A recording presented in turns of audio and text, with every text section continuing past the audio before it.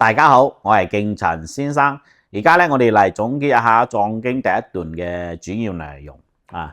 《藏經》第一段咧，我哋講嘅係風水核心原理之成生氣。藏法嘅本質在於讓嗰個意識承載和接受生氣。好，我睇第一部分。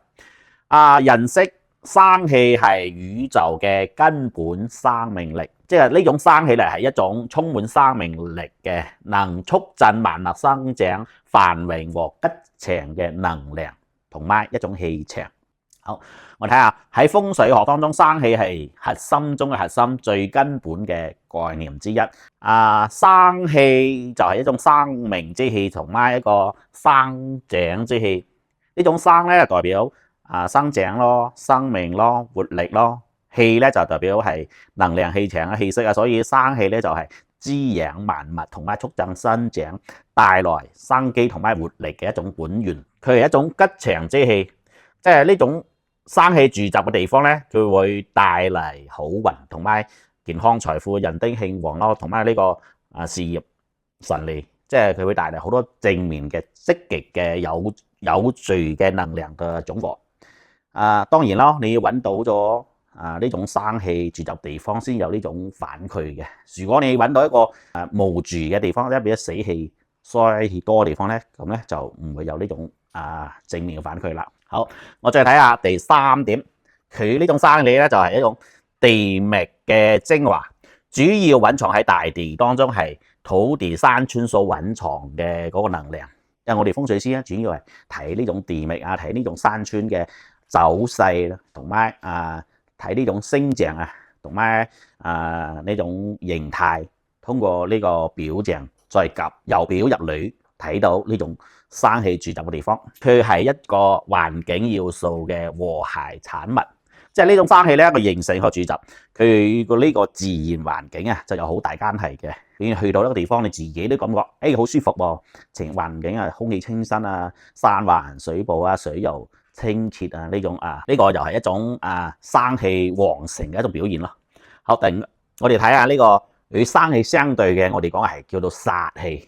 殺氣咧就有生氣，即係有生就有死咯。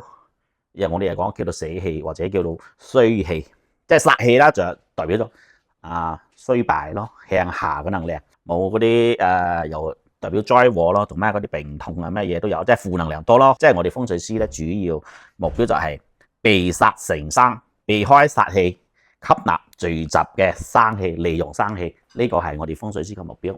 好，第二部分，生氣喺地嘅特性同埋勘測嘅關鍵。即係因為我哋睇唔到生氣噶嘛，佢喺宇宙當中飄落嚟之後咧，佢會一直蘊藏到地脈當中嘅。但係咧，我哋點樣揾到佢咧？我哋風水師咧，核心任務咧就係通過研究尊神大地嘅內在規律，我哋觀察嗰啲地層嘅走勢咯，同埋地表嘅現象，同埋山脈嘅走向呢種嚟判斷嗰啲生氣咧喺邊度聚集，喺邊度會有呢個我哋講嘅結血啦。好，第三部分我哋睇下風水實踐嘅終極目標就係成生氣，即係我哋安葬嘅意義咯，就係根本目的就係揾到生氣聚集嘅地方同埋安葬嘅方式，使呢個逝者能夠成生氣。我哋講嘅成生氣就係好似水成船咁樣成船呢個係船我哋人喺呢度成生氣一定要承住佢，承載接納到呢個生命嘅能量，呢個就成生氣。好。我哋講嘅風水價值嘅體現，即係可以，如果我哋揾到咗呢個生氣，我哋將呢種生氣又將呢個意識接納到佢，咁佢對我哋嘅有關聯嘅家族嘅人員，佢都會有一個好嘅影響。呢個咧就係我哋講嘅一命二無，二命一三風水啦。我哋講嘅風水寶地咧就係呢個意思啊。好，我哋睇第四個總結一下生氣永恆性。第二個就係生氣潛藏，你睇唔到。第三個就係生氣聚集地，我哋揾嘅要揾到佢生氣喺邊個地方。第四咧就係成生氣，將呢個意識放喺呢個生氣聚集嘅地方，等我哋利用呢個生氣，利用佢造福人類。好，我哋呢一課咧就係講到呢度，非常感謝大家。